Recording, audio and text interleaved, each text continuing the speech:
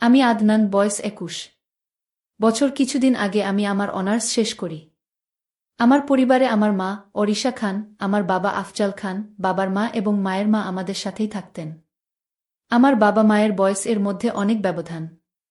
আমার বাবার বয়স ৬৩ বছর, আমার মায়ের বয়স মাত্র ৩৯ বছর, কিন্তু আমার মাকে দেখলে বলা যাবে না যে আমার মায়ের ২১ বছর এর একটা ছেলে আছে আর ৩ বছর এর একটা মেয়ে আছে যার নাম রিনা।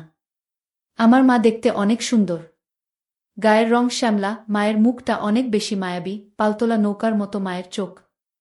মায়ের চেহারা যে কোনো পুরুষের মাথা খারাপ করে দিতে পারবে। আমার মা অনেক বেশি শিক্ষিত আর মডার্ন। আমার মা এখনও ওয়েস্টার্ন পরে যাতে করে মাকে অনেক বেশি ইয়াং লাগে। আমি কোনোদিন আমার মাকে নিয়ে খারাপ চিন্তা করিনি, বরং আমি আমার মাকে অনেক বেশি ভয় পাইতাম। একদিন রবিবার আমরা সবাই বাসায় যার যার মতো। হঠাৎ করে মায়ের কাছে একটা ফোন আসলো আর মা হাউ মাউ করে কাঁদতে লাগলো। পরে জানতে পারলাম যে আমার বাবা একটা রোড দুর্ঘটনায় মারা গেছে। বাবার মৃত্যুতে আমরা সবাই ভেঙে পড়লাম। বাবা মারা যাওয়ার ৬ মাস পরে আমরা সবাই স্বাভাবিক হতে শুরু করলাম। কিন্তু সমস্যাটা হলো যে আমার বাবা মরার আগে সব সম্পত্তি আমার নামে করে দিয়ে গেছে। এর পর থেকেই নানির সমস্যা যে আমি যদি অন্য কেউ রে বিয়ে করি তাহলে আমার মা ও আমার বোন এর অনেক খারাপ হয়ে যাবে। তাই নানি দাদির সাথে মিলে একটা বুদ্ধি করল। তারা একদিন আমাকে আর আম্মুকে ডেকে বলল, দেখো, আমরা একদতা সিদ্ধান্ত নিয়েছি যা তোমাদের মেনে নিতে হবে। আমি আর আম্মু চুপচাপ শুনতেছি। হঠাৎ করে নানি বলে উঠল যে আমরা চাই অরিশা তুই আবার বিয়ে কর, কারণ তুই অনেক বেশি ইয়াং, তোর জীবন পড়ে আছে, তোর মেয়ে এখনো অনেক ছোট, ওর বাবার দরকার আছে। মা চুপচাপ শুনছে। তারপর আবারও নানি বলে উঠল যে কি দেখ অরিশা, আমরা অনেক ভেবে এই সিদ্ধান্ত নিয়েছি যে আদনানও এখন বড় হয়েছে, কিছুদিন পর ওকেও বিয়ে দিতে হবে, তাই আমরা চাই তুই আর অন্য কাউকে বিয়ে না করে আদনানকে করগু। মাছকি, তোমাদের মাথা ঠিক আছে? আদনান আমার ছেলে, ওকে আমি জন্ম দিয়েছি, ওর সাথে আমার বিয়ে কিভাবে হওয়া পসিবল? এটা অনৈতিক আর পাপ। নানিফ, আমরা জানি যে এখানে কিছু সমাজের নিয়ম আছে, কিন্তু নিয়ম একটা সময় যে চেঞ্জ করতে হয়। মা, তাই বলে নিজের ছেলেকে বিয়ে? তোমরা এটা ভাবতে পারো কিভাবে? আমি কোনোদিন এই পাপ করব না। তারপর নানি আর দাদি মাকে অনেক জোর করল আর হুমকি দিল যে আমরা যদি এই সিদ্ধান্ত মেনে না নেই তাহলে তারা এই বাড়ি ছেড়ে চলে যাবে। মা হাও মাও করে কান্না শুরু করল। আমি চুপচাপ বসে আছি। আমার বলার মতো কোনো ভাষা নাই। তারপর দাদু আর নানু মাকে বুঝানো শুরু করল যে দেখ, আফজাল মরার আগে সবকিছু আদনান এর নামে করে গেছে। এখন ও যদি অন্য কোনো ভুল মেয়ের পাল্লায় পড়ে তাহলে তোর আর তোর মেয়ের জীবন ধ্বংস হয়ে যাবে। তোর মেয়ের কথা চিন্তা করে রাজি হয়ে যা। মায়ের কান্না থামে না। আমি তো অবাক, কারণ আমি মাকে নিয়ে কোনোদিন ওইভাবে কিছু ভাবিনি। তারপর দাদু আর নানু অনেক বুঝানোর পর মাকে বলল, খুঁজে দেখ, তুই মেনে নিবি, তা না হলে আমাদের সারা জীবন এর জন্য হারাবি। মায়ের কান্না থামে না। তারপর আমাকে দাদু নানু জিজ্ঞেস করল, তোর কোনো আপত্তি আছে? আমি দাদু আর নানুকে অনেক ভয় পাইতাম, তাই তাদের উপরে কোনো কথা না বলে চুপচাপ করে রইলাম। অনেক জোরাজুরির পর তারা মাকে রাজি করাল। তারপর যে যার রুম এ চলে গেল। আমি রুম এ যেয়ে ভাবতেছি, এটা কিভাবে সম্ভব? আমার জন্মদাত্রী মায়ের সাথে আমার বিয়ে? মানুষ কি বলবে? আমি আমার বন্ধুদের মুখ দেখাবো কিভাবে? মাথা অনেক কিছু ঘুরতে লাগল। নিজেকে কোনোভাবেই স্থির রাখতে পারতেছিলাম না। আমি আমার মাকে অনেক ভালোবাসতাম আর সম্মান করতাম। আমি কোনোদিন আমার মাকে নিয়ে খারাপ কিছু চিন্তা করি নাই। আমার জন্য আর মায়ের জন্য এই ব্যাপারটা মেনে নেওয়া অনেক কঠিন ছিল। আমাদের বিয়ে এর কথা ঠিক হওয়ার পর থেকে আমি মায়ের সামনে যেতে লজ্জা পেতাম। মা ও আমাকে আগের মতো বকাঝকা করত না। আমাকে দেখলে মাথা নিচু করে নিজের কাজ করত। নানু আর দাদু আমাদের বিয়ের দিন ঠিক করল ৭ দিন পরে। আমি আর মা দুইজন অনেক বেশি মন মরা হয়েছিলাম। তারপর একদিন মা আমার কাছে এসে বলল, ও আদনান, তুই কি বিয়েতে রাজি? আমি বললাম, খো আম্মু, আমি আর কোনো রাস্তা না দেখে হা বলেছি। মা, হা রে, আমার জন্য তোর জীবনটা ও নষ্ট করে দিল। কি আর করব আম্মু, আমাদের কাছে আর রাস্তা নাই। তুমি জাস্ট মন মরা হয়ে থেকো না। তুমি মন মরা হয়ে থাকলে আমার ভালো লাগে না। তুই জানোস, স্বামী স্ত্রী এর সম্পর্ক এর মধ্যে আর মা ছেলের এর সম্পর্কের মধ্যে যে আকাশ পাতাল তফাত। একটা মা ছেলে হয়ে আমাদের ওইগুলা করতে হবে যা একটা স্বামী স্ত্রী। আমি তোকে আর আগের মতো শাসন করতে পারবো না। কারণ তুই হয়ে যাবি আমার স্বামী। তখন আমার ছেলে থাকবি না। আম্মু, আমি সারা জীবন তোমার ছেলেই থাকব। আর এই বিয়ে হচ্ছে একটা কাগজি বিয়ে মাত্র। আমরা সারা জীবন মা ছেলেই থাকব, আর তুমি আমাকে যখন ইচ্ছা যেভাবে ইচ্ছা শাসন কইরো। আমাদের মধ্যে কোনো চেঞ্জ আসবে না। আমি তোমাকে সব সময় সম্মান করতাম আর সারা জীবন করব। মা একটু আশ্বাস পেয়ে আমার কাছে অনেক খুশি হয়ে গেল। তারপর আমাকে বলল, ও আচ্ছা, আমি না হয় আমার জীবনের অর্ধেক পার করে ফেলেছি, কিন্তু তুই তো এখনো অনেক বেশি ইয়াং, তোর কত এক্সপেকটেশন ছিল তোর বিয়ে নিয়ে, তাই না? কত কিছু না ভেবে রেখেছিলি যে এমন মেয়ে বিয়ে করবি, এমন জায়গায় ঘুরতে যাবি, দুষ্টামি করবি, ঘোরাফেরা করবি, সব পানিতে গেল। এই বুড়ির সাথে কিছুই হবে না। আরে আম্মু, এক তো তুমি বুড়ি না, তুমি অনেক বেশি ইয়াং আর এখনো অনেক বেশি সুন্দর। আর হ্যাঁ, অনেক আশা ছিল, কিন্তু সমস্যা নাই, তুমি তো আমার মা। পর তো কেউ না। আমরা অনেক ভালো বন্ধুর মতো হয়ে সব আশা পূরণ করব। মা আমার কথা শুনে একটু খুশি হয়ে গেল। তারপর বলল, আচ্ছা ঠিক আছে, আমরা আজকে থেকে অনেক ভালো বন্ধু। আমরা একে অপরের সাথে সব শেয়ার করব। আচ্ছা আম্মু। মা আমার মাথায় একটু হাত বুলিয়ে নিজের রুমে চলে গেল। পরের দিন থেকে মাকে আর মন খারাপ মনে হলো না। আমি আর মা সেই দিন অনেক বিষয় নিয়ে কথা বললাম। আমি মাকে এইটাও বললাম আমার জীবনেও কোনো গার্লফ্রেন্ড ছিল না। মা তো শুনে অবাক হয়ে গেল। তারপর আমাকে তার জীবনেও অনেক গল্প আমাকে বলল। আমি আর মা অনেক ফ্রি হয়ে গেলাম। আমি আর আম্মু বিয়ে হওয়ার যেই দিনগুলা বাকি ছিল, আমরা আমাদের জীবনের এর সবচেয়ে ভালো সময় কাটিয়েছি একসাথে। কারণ আমরা একসাথে হাসাহাসি করতাম, মুভি দেখতাম, রাত ভরে আড্ডা দিতাম, একসাথে গেম খেলতাম, আবার ঘুরতে যেতাম। আমি ওই কয়েকদিন আসলেই ভালো বন্ধু হয়ে গেলাম। যাই হোক, আমাদের বিয়ের একদিন আগে দাদু আর নানু আমাকে আর মাকে নিয়ে গেল শপিংয়ের জন্য। আমরা গেলাম। আমরা খুব হাসি হাসি করছিলাম। তা দেখে নানু আর দাদু অনেক খুশি হল। যাই হোক, আমি আর মা পছন্দ করে অনেক কিছু কেনাকাটা করলাম। মাকে আমি পছন্দ করে প্রথম বেনারসি শাড়ি কিনে দিলাম। মা একটু লজ্জা পেয়ে গেল। পরের দিন আমাদের বিয়ের আয়োজন করা হলো। কিছু মানুষকে ডাকা হলো। যাই হোক, মাকে কে দাদু আর নানু মিলে রেডি করে দিচ্ছে। আমি গোসল করে শেরওয়ানি পরে নিলাম। তারপর নিজের রুমে অপেক্ষা করতে লাগলাম। একটু পরে দাদু আসলো, বলল কাজী সাহেব চলে এসেছে। এই কথা শোনার পর থেকেই আমার বুক কেমন যেন থরথর করে কাঁপা শুরু করে দিল। কারণ আজকে আমার বিয়ে হতে যাচ্ছে, তাও আবার আমার নিজের মায়ের সাথে। আমি খুব বেশি ভয়ে ছিলাম। রুম থেকে বের হয়ে দেখলাম মা আগে থেকে টেবিল এর মধ্যে বসে আছে। মা বেনারসি শাড়ি পরেছে, মাথায় কাপড় দিয়ে রাখছে, হাতে হালকা গয়না পরছে, আর হালকা মেকআপ করছে। মাকে আসলেই সুন্দর লাগতেছে, একদম ঠিক যেন নতুন বউয়ের মতো। আমি যেয়ে মায়ের পাশে বসলাম, আর কানে কানে ফিস ফিস করে বললাম, খু আম্মু, তোমাকে অনেক সুন্দর লাগতেছে। মা একটা হাসি দিল। তারপর কাজী সাহেব আমাদের বিয়ে পড়ানো শুরু করল। কাজী জানুক যে আমরা মা ছেলে। তারপর ও অনেক টাকার বিনিময়ে বিয়ে পড়াচ্ছে। যাই হোক, আমরা দুইজন একবুল বলে ফেললাম। আমাদের বিয়ে হয়ে গেল। আমরা মা ছেলে থেকে হয়ে গেলাম স্বামী স্ত্রী। যে নারী আমাকে পেট ধরে এই পৃথিবীতে এনেছে সে কিনা আমার বিয়ে করা বউ হয়ে গেল। দাদু আর নানু তো অনেক খুশি, আমাদের আশীর্বাদ দিলেন। তারপর বাকি মেহমানরা আমাদের আশীর্বাদ দিয়ে রাতের খাবার খেয়ে চলে গেলেন। তারপর আমরা সবাই খাবার টেবিলে বসে খাচ্ছি। ওই সময় আমার বোন আমাকে বলল, খু ভাইয়া, আজকে কার বিয়ে হলো? তারপর দাদু ওকে কোলে নিয়ে বলল, উ রিনা, আজকে থেকে তুমি ওকে বাবা বলে ডাকবা। ও ছোট মানুষ মাথা নাড়িয়ে হা বলল। আমাদের খাওয়া দাওয়া শেষ করে নানু মাকে নিয়ে তার রুমে গেল। আমি আমার রুমের দিকে যেতে লাগলে দাদু আমাকে বলল, আদনান, আজকে থেকে তুমি নতুন জীবন শুরু করেছ। তোমার মা এখন তোমার বিয়ে করা স্ত্রী। ওর সব চাহিদা, ইচ্ছা, সুখ দুঃখ এখন থেকে তুমি দেখবা। ওকে এখন থেকে একজন স্বামীর মতো ভালোবাসবা। আমি দাদু এর কথা শুনে অনেক বেশি লজ্জা পেয়ে গেলাম। তারপরও শুধুমাত্র মাথা নাড়িয়ে খেহা বললাম। তারপর আমার রুমের দিকে যাইতে লাগলাম। দাদু থামিয়ে বলল, কু আজকে থেকে তোমরা একসাথে ঘুমাবা। আমি তো আরো চমকে গেলাম। তারপর দাদু আমাকে নিয়ে মায়ের রুমে ঠেলে দিল। দেখলাম নানু মাকে কি যেন বুঝাচ্ছে। আমি যেয়ে দাঁড়িয়ে রইলাম। একটু পরে নানু দেখে বলল, ও আসেন জামাই সাহেব, আমি বের হয়ে যাচ্ছি। আমি এই কথা শুনে লজ্জায় লাল হয়ে গেলাম। এরপরে নানু রুম থেকে বের হয়ে গেল। আমি রুমের দিকে তাকিয়ে দেখি রুমটা অনেক সুন্দর মতো সাজানো।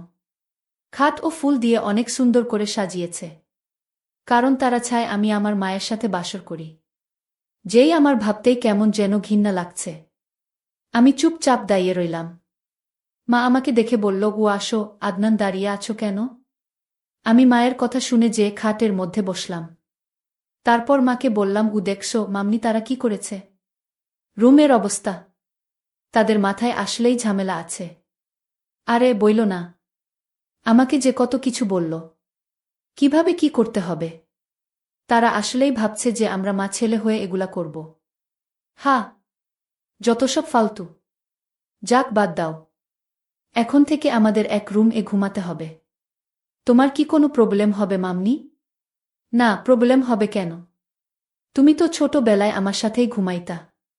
আর এখন তুমি থাকলে ভালোই হবে, ঘুম না আসলে আড্ডা দেয়া যাবে।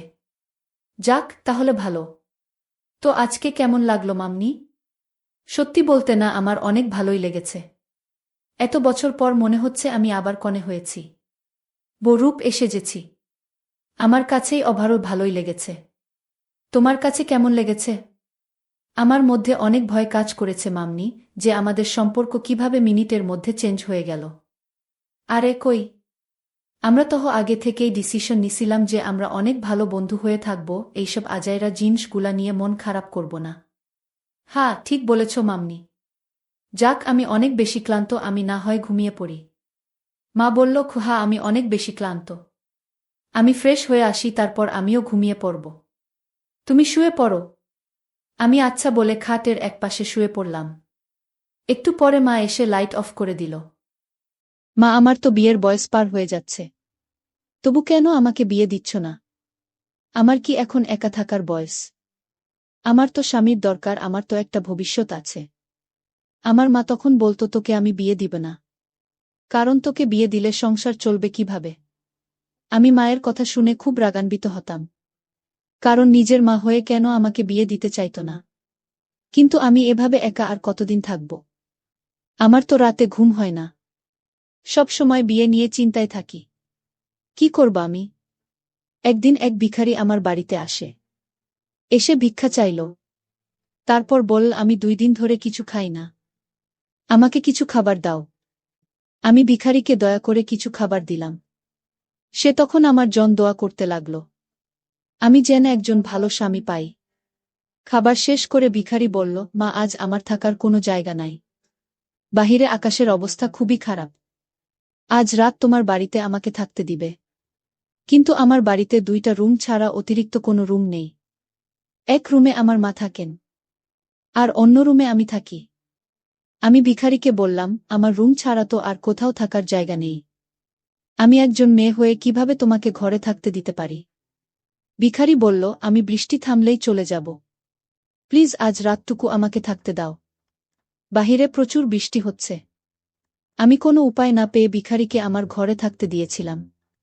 কিন্তু আমি যখন ঘুমিয়েছিলাম, ভিখারি ঘুমের মধ্যে আমার সাথে যা করেছিল তা শুনলে তোমাদের মাথা ঘুরে যাবে। এবার আসল ঘটনাটি শুরু করি। আমার নাম অহনা। আমার বয়স 25 বছর হয়ে গেছে। কিন্তু আমার মা কোনো মতে আমার বিয়ে দিতে চাইত না। বাড়িতে আমার মা আর আমি থাকতাম। আমি চাকরি করতাম, তাই আমার মা বলতো যে, যদি তোর বিয়ে দিয়ে দিই, তাহলেই সংসার চলবে কিভাবে। এদিকে আমার বয়স দিন দিন বেড়ে যাচ্ছে। বয়সের ছাপ আমার মুখে পরিষ্কার ফুটে উঠেছে। তাই আমি তাকে বললাম যে আমি বিয়ের পরেও তোমাকে টাকা পাঠাতে থাকব। কিন্তু আমার মা এই কথার পরিপ্রেক্ষিতে বলল, তুমি খুবই নির্লজ্জ, তোর মতো নির্লজ্জ মেয়ে যদি স্বামী পেয়ে যায়, তাহলে তুই তার সাথে এমনভাবে মিশে যাবে, মায়ের দিকে ফিরেও দেখবে না। জানি না তিনি আমার মধ্যে কি নির্লজ্জতা দেখেছিলেন। বিয়ে করা তো সমস্ত মানুষের অধিকার। এই কারণেই ভগবান সবাইকে পৃথিবীতে সৃষ্টি করেছেন। সেটা কোনো পশু পাখি হোক বা মানুষই হোক, যাদের বিয়ে হয় না, তাদের জীবনের কোনো মূল্যই থাকবে না। আমার মা আমার বিয়ে এই কারণে দিচ্ছিলেন না যে, আমার দোষ এটাই ছিল যে, আমি বাড়িতে টাকা ইনকাম করে আনতাম। কিন্তু এখন এই ভুলটাকে আমি শোধরাতে পারব না। এই কারণে আমার মা স্বার্থপরের মতো আমার বিয়ে দিতে চান না। কিন্তু আমাকে কিছু একটা করতে হতো। কেননা আমিও একজন মানুষ। আমার হৃদয়ে অনুভূতি ছিল, বিয়ের ভাবনা আমার উপর প্রভাব বিস্তার করেছিল। বিশেষ করে সাথের সকল সমবয়সী সবার বিয়ে হয়ে গেছে। বরং তাদের তো 1-2টা সন্তানের মাও হয়ে গেছে। আর এদিকে আমি এখনো সেরকমই বসে আছি। আমি ওদের কাছে যেতাম না। কারণ ওদের কাছে গেলে ওরা নিজেদের বিবাহিত জীবনের এমন এমন গল্প বলত, যে আমার হৃদয়ে আরও বেশি কষ্ট লাগত। আমার মা সবসময় বলত যে তোর বাবা ছেড়ে চলে গেছে। কিন্তু তিনি আজ অবধি এটা বলেননি যে সে আমাদেরকে ছেড়ে কেন গেছিল। কোনো না কোনো ব্যাপার তো অবশ্যই ছিল। আমার মা খুব একটা সুন্দরী ছিলেন না। তাই আমার মনে হতো যে আমার বাবা হয়তো অন্য কোনো মহিলার জন্য আমার মাকে ছেড়ে গেছেন। আমি আমার মায়ের মতো খুব একটা সুন্দরী ছিলাম না। একদিন বাড়িতে একলা বসেছিলাম, বাড়িতে কেউ ছিল না। তখন হঠাৎ দরজায় ঠকঠক আওয়াজ হলো। আমি নিজের ঘরে বসেছিলাম। আমার মা আমাকে বলেছিল যে তিনি পাড়ার এক কাকিমার বাড়িতে যাচ্ছেন। এটা একটা অদ্ভুত ব্যাপার যে পাড়ার অনেক মহিলার সাথে তার বন্ধুত্ব ছিল। কখনো এর বাড়িতে গিয়ে আড্ডা মারত, তো কখনো ওর বাড়িতে। দুজন মানুষ যদি বাড়তে থাকে তাহলে তারা নিজেদের মধ্যে কত আর কথা বলতে পারে। এই কারণেই আমার মা পাড়ায় বেরিয়ে যেত। কিন্তু তিনি আমাকে কোথাও যেতে দিতেন না। কেননা একদিন আমি আমার বন্ধুর বাড়িতে গিয়েছিলাম। তখন সেই বান্ধবী ও নিজের ভাইয়ের জন্য আমার সম্বন্ধ চাই। সেই দিনের পর থেকে আমার মা আমাকে কোথাও যেতে দিতেন না। আর এখন তো আমিও যেতে চাইতাম না। কেননা যখনই যেতাম লোকসভার আগে আমার বিয়ের প্রশ্ন করত। মা বলে গেছিল চুলায় ভাত বসানো আছে, সেটা দেখিস। কিন্তু আমি ভুলে গিয়েছিলাম, তাই সেদিকে দেখিনি।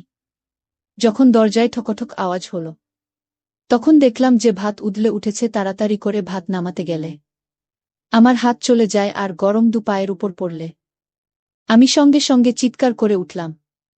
সেই সময় দরজায় ঠকঠক করছিল। সে আমার চিৎকার শুনে দৌড়ে ভিতরে চলে এলো। আমি খুব বাজেভাবে চিৎকার করছিলাম। হয়তো সে ভেবেছিল যে আমি কোনো বিপদে আছি। এই কারণে সে সোজা ভিতরে চলে এসেছিল। আমাকে সাহায্য করার জন্য আমার দিকে এগিয়ে এলো। আমার পায়ে খুব যন্ত্রণা হচ্ছিল। আমার সেই সময় কারো সাহায্যের দরকার ছিল। আমি দাঁড়াতেও পারছিলাম না। সে আমাকে উঠিয়ে ঘরের মধ্যে নিয়ে এল। এরপরে আমার পায়ের উপরে ঠান্ডা জল ঢালতে লাগল। কিন্তু যখন আমি তাকে দেখলাম তখন আমি হতবাক হয়ে গেলাম। সে আর কেউ নয় বরং একজন ভিখারি। কিন্তু তাকে ভিখারি বলা সম্পূর্ণ ঠিক হবে না। ওর চোখ মুখের গঠন খুবই ভালো। ওর হাইট খুব ভালো। শুধু গায়ের রং কিছুটা কালো। আর যে কাপড় পরেছিল সেটা নোংরা। যদি হাত মুখ ভালোভাবে ধোয়া যায় আর ভালো কাপড় পরানো যায় তাহলে একে অন্যের থেকে কম মনে হবে না। আমি হঠাৎ করে ওর দিকে তাকিয়ে পিছনে সরে গেলাম আর বললাম, এই তুমি এখানে কিভাবে এলে? সেই লোকটা বলল যে আমি এখানে ভিক্ষা চাইতে এসেছিলাম, কিন্তু আপনার চিৎকারের আওয়াজ শুনে আপনাকে সাহায্য করতে চলে আসি। আজকাল ভালো মানুষের তো কোনো কথাই নেই। যাই হোক, যদি আপনার খারাপ লেগে থাকে তাহলে আমাকে ক্ষমা করে দিন। আমি হয়তো বলতে বলতে বেশি বলে ফেলেছিলাম।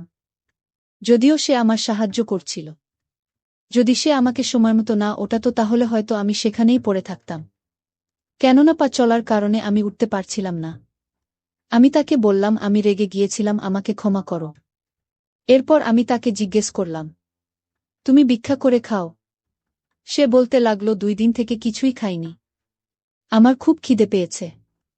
তাই আমি বললাম, ঠিক আছে, তুমি এখানে বসো, আমি তোমার জন্য খাবার নিয়ে আসছি। আমি এক প্যাকেটে 2টা রুটি আর কিছুটা সবজি তাকে দিয়ে দিলাম। সে আমাকে অনেক আশীর্বাদ দিল আর বলল যে দিন থেকে ফকির হয়েছি। সেদিন থেকে আজ অবধি এত সুন্দরভাবে কেউ আমার সাথে কথা বলেনি। লোকের এমন কথা আর ব্যবহার দেখেছি যে মানুষ সত্যের উপর থেকে আমার বিশ্বাস উঠে গেছে। সেই সময় আমি বুঝতে পারিনি যে সেটা কেন বলল। কি হয়েছে, সে তো ছিল শিকারী। আর তার বাবা হয়তো বিক্রি ছিল। তাই তো এই কাজ করছে। সে বলল, আপনাকে অনেক ধন্যবাদ। আমি বললাম, কোনো ব্যাপার না, তুমিও তো আমাকে অনেক সাহায্য করেছ। সে বলতে লাগলো, হ্যাঁ, আপনার মতো এত সুন্দরী মেয়েকে এ অবস্থায় দেখে আমি কিভাবে ফেলে রাখতে পারি। আপনি সত্যিই খুব সুন্দরী, কিন্তু আফসোস আপনার পা চলে গেছে। আজ অবধি কেউই কখনো আমার প্রশংসা করেনি। যখন কম বয়স ছিলাম, তখন কিছু লোক আমার দিকে দেখত, কিন্তু কেউই আমার প্রশংসা করেননি। সে কথায় কথায় আমার প্রশংসা করছিল, আর আমার তার প্রশংসা খুব ভালো লাগছিল। এরপর সে বলতে লাগলো, আমার সাথে একটা বুড়ো ভিখারি ভিক্ষা করে, যে মাঝে মাঝে একটা মলম বিক্রি করে। আমি আপনার জন্য নিয়ে আসব। যদি সেটা পায়ের ক্ষত জায়গায় লাগানো যায় তাহলে তাড়াতাড়ি ঠিক হয়ে যায়। আমি বললাম, ঠিক আছে, কিন্তু তুমি এলে এই সময় একটা। কেননা এই সময় আমার মা বাড়িতে থাকে না। যদি সে তোমাকে আমার সাথে দেখে নেয়, তাহলে তোমাকে উল্টোপাল্টা বলে দেবে, আর আমাকে গালমন্দ করবে।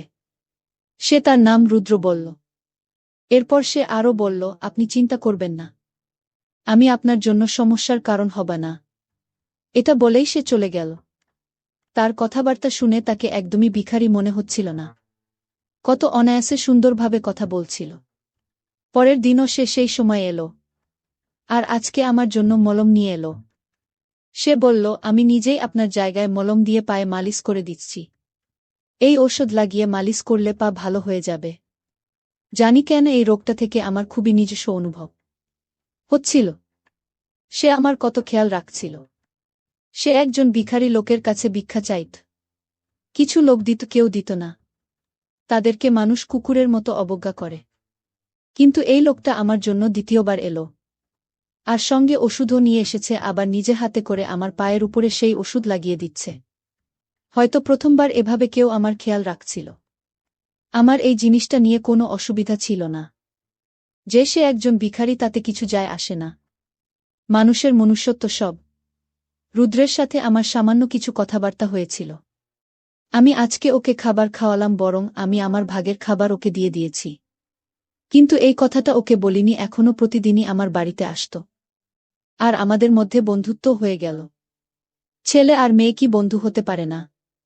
আমার মনে হয় না যে ওর মনে এরকম কোনো কিছু ছিল, আর না তো আমার মনে। এখন আমরা এভাবেই প্রতিদিন দেখা করতে লাগলাম। আমি ওর জন্য আগে থেকে খাবার বের করে রেখে দিতাম, আর ওকে খেতে দিতাম। যদি কখনো নিজের জন্য ভালো কিছু রান্না হতো, তাহলে ওকেও দিতাম। কিন্তু যদি মা কারো বাড়িতে যেত, তাহলে আমিও ঘরের মধ্যে ডেকে নিয়ে কথা বলতাম, খাবারও একসাথে খেতাম। আমি ওকে আমার বাবার পুরনো কিছু কাপড় দিয়েছিলাম, আর বলেছিলাম পরিষ্কার পরিচ্ছন্ন হয়ে ভালো কাপড় পরে থাকবে। সে বলল, যদি আমি সেজেগুজে থাকি তাহলে আমাকে ভিক্ষা দেবে কে? আমি বললাম, এটা কেমন কথা? তোমার কি মনে হয় লোকজন তোমাকে নোংরা থাকার জন্য ভিক্ষা দেয়? এই কথার উপরে আমরা দুজনেই হাসতে লাগলাম। কখনো কখনো কথা বলতে বলতে ওর মুখ থেকে এমন জিনিসের কথা বেরিয়ে আসলো যে আমি হতবাক হয়ে যেতাম। আমি বলতাম, তুমি এত সব জিনিসের ব্যাপারে কিভাবে জানো? তখন ও বলতো, আমি তো সারাদিনে ঘুরতে থাকি, কখনো কখনো বসে থাকা লোকেদের কথা শুনতে থাকি, এই কারণে আমি অনেক কিছু জানি। এর মানে হলো ওর অনেক জ্ঞান আছে, আর ওর কাছে অনেক কিছু খবরও আছে। আমাদের বন্ধুত্ব গভীর থেকে গভীর হতে থাকল, আর ধীরে ধীরে এই বন্ধুত্ব একদিন ভালোবাসায় বদলে গেল। ও আমাকে বলল, তোমার এখনো বিয়ে হয়নি কেন? তোমাকে তো খুবই বুদ্ধিমান মেয়ে মনে হয়। আমি বললাম, আমার বয়স সামনে 26 হতে চলেছে, কিন্তু না জানি কেন আমার মা আমার বিয়ে দিতে চান না। তিনি বলেন যে পুরুষ ধোঁকাবাজ হয়, তারা বিয়ের পর ছেড়ে চলে যায়। এই কারণে তিনি আমার বিয়ে দিতে চান না। আমার মা বলেন, তুই ভাবিস না যে আজ নয়তো কাল আমি তো বিয়ে দিয়ে দেব। আমি তোর বিয়ে কখনোই দেব না। আর আমার মায়ের কাছে বিয়ে দেওয়ার মতো টাকাও নেই। আর বিনা যৌতুকে বিয়ে কিভাবে হবে? তখন বল, কিছু লোক এমনও আছে যাদের যৌতুক নিয়ে কোনো মাথাব্যথা নেই। আমি বললাম, এরকম লোক কোথায় আছে? বলতে লাগলো, এরকম একজন তোমার সামনেই বসে আছে। আমি বললাম, কিন্তু তুমি তো ভিখারি। এর পরে আমি মনে মনে ভাবতে লাগলাম, ও খুবই ভালো মানুষ, কিন্তু আমি ভিখারিকে কিভাবে বিয়ে করতে পারি? যদি আমার মা মেনেও নেয় তাহলেও এটা ভালো সিদ্ধান্ত হতো না। এরকম করে রুদ্র বলল, এত চিন্তা করছো কেন? আমার কথা শোন, আমি তোমাকে কথা দিচ্ছি যে তুমি প্রস্তাবে না, আমার উপর ভরসা করো। ও কিভাবে বলছে যে তুমি প্রস্তাবে না?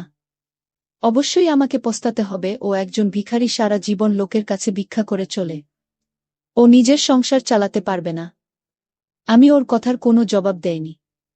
এরপরেও এটা বলে চলে গেল যে তোমার চুপচাপ থাকে তোমার না মনে করে আমি এখান থেকে যাচ্ছি আর কখনো আসব না। কিন্তু রাতের বেলা ওর ব্যাপারে চিন্তা করতে লাগলাম। ওকে মনে করতে থাকলাম। আমি আমার মাকে জিজ্ঞেস করলাম, তুমি আমার বিয়ে কেন দিচ্ছ না? তখন মা বলতে লাগলেন, আমি তোর বিয়ে কখনোই দেব না। তুই নিজের চাকরির দিকে ধ্যান দে। এত কষ্ট করে নিজের গায়ের রক্ত জল করে তোকে বড় করি নিয়ে অন্য কেউ তোকে নিয়ে যাবে। আর এমনিতেও পুরুষের কি ভরসা, তারা যে কোনো সময় তো কাঁদিয়ে চলে যাবে। আমি আমার মাকে বললাম, দুনিয়ার সমস্ত পুরুষ একরকম হয় না। তোমার বাবা ভাই ও কিরকম ছিল? তুমি কি তোমার বাবা ভাইকেও এরকম মনে করো যে তারা ধোঁকাবাজ? তখন আমার মা বলতে লাগল, হ্যাঁ, সমস্ত পুরুষ একই রকমের হয়। তুই এসব নিয়ে চিন্তা করা বন্ধ করে দে। তোর বিয়ে কখনোই হবে না। আমি আমার জীবনে তোর বিয়ে দেব না। যদি তোর বিয়ে করার এত ইচ্ছা থাকে তাহলে ভগবানের কাছে প্রার্থনা কর আমি যেন মরে যাই। আমি মাকে বললাম, এটা তুমি কেমন কথা বলছো? আমি এরকম কেন চাইব? যখনই আমার মায়ের সঙ্গে এই ধরনের কথা বলতাম তখন সে আমাকে এইরকম জবাব দিত। আমি বুঝতে পেরেছি যে আমার মা কখনো আবার বিয়ে দেবেন না। কিন্তু আমি এটাও চাই না যে আমার মায়ের কিছু হয়ে যাক। যাই হোক, 2 দিন হয়ে গেল, রুদ্র এল না। আমি খুব টেনশনে পড়ে গেলাম। না জানি কেন সমস্ত কথা আমার মনে পড়ছিল যে রকমই হোক কমপক্ষে নিজের কথায় পাত্তা ছিল। আর আমাকে ভালোবাসত ভাবতে লাগলাম। আমাকে কখনো কি কোনো বড় লোক যাদের বড় বাড়ি গাড়ি আছে তারা ভালোবাসবে? কিন্তু আমি তো হৃদয় দিয়ে কারও ভালোবাসা পেতে চাইতাম। তাই না? খুব ভাগ্যবান তারা যা সহজেই ভালোবাসা পেয়ে যায়। আর যখন তারা ভালোবাসা পেয়ে যায় তখন সবকিছু ঠিক হয়ে যায়। আমার যত বান্ধবীর বিয়ে হয়েছিল তারা শুধু সম্পত্তি দেখেই বিয়ে করেছিল। কিন্তু এদের মধ্যে কেউই খুব বেশি খুশি ছিল না। কেউ বলতো যে আমাকে সময় দেয় না, কেউ বলতো আমাকে বোঝার চেষ্টা করে না, তো কেউ বলতো যে অন্য কারো সাথে চক্কর আছে। আমি কি রুদ্রের মতো ভালোবাসা অন্য কারো থেকে পেতে পারি? এখানে তো কোনো অপশন আছে বলে মনে হচ্ছে না। 4 দিন পরে আমি রুদ্রকে দূর থেকে দেখতে পেলাম। রাস্তার উপরে দাঁড়িয়ে কিছু একটা করছিল। আমি আমার ঘর থেকে বের হয়ে ওকে গিয়ে থামালাম। ও আমার সাথে এমন ব্যবহার করল যেন আমাকে চেনেই না। এমন মনে হচ্ছিল যে সে যেন কোন বাদশাহ আর আমি তার কাছে ভালোবাসার ভিক্ষা চাওয়ার জন্য দাঁড়িয়ে আছি। আমাকে বলছিল, মাফ করো, আমার কাছে দেওয়ার মতো কিছুই নেই। আমি ওকে বললাম, এরকম কেন করছো? তখনও বলতে লাগল, আপনারা আমার থেকে দূরে থাকা উচিত। আপনি একটা শিক্ষিত মেয়ে, আপনার সাথে আমার এমনিতেও কোনো সম্পর্ক থাকতে পারে না। আমি বললাম, তুমি তো খুবই রেগে গেছ। তুমি কি আমাকে ভাবার সময়ও দিতে পারবে না? ও আমার দিকে অবাক হয়ে তাকাল। আমি বললাম, আমি তোমাকে বিয়ে করার জন্য রাজি আছি। কিন্তু তোমাকে আমার কাছে একটা প্রতিজ্ঞা করতে হবে যে তুমি সবসময় আমাকে খুশি রাখবে, সারা জীবন আমাকে ভালোবাসবে, কখনো বদলাবে না। ও বলল, আমি কখনোই বদলাব না। আমি তোমাকে সবসময় ভালোবাসব। তোমার আমাকে খুব ভাল লাগে। এরপর আমি আমার মাকে না জানিয়ে লুকিয়ে এই ভিখারিকে বিয়ে করে নেই। এই এখন সেই ভিখারি আমার স্বামী ও প্রতিদিন আমাদের বাড়িতে আসত। আমি লুকিয়ে লুকিয়ে খাবার আর যা কিছু নিজের জন্য রেখেছিলাম ওকে দিয়ে দিতাম। কখনো ওকে কাপড় দিতাম, কখনো অন্য কোনো জিনিস।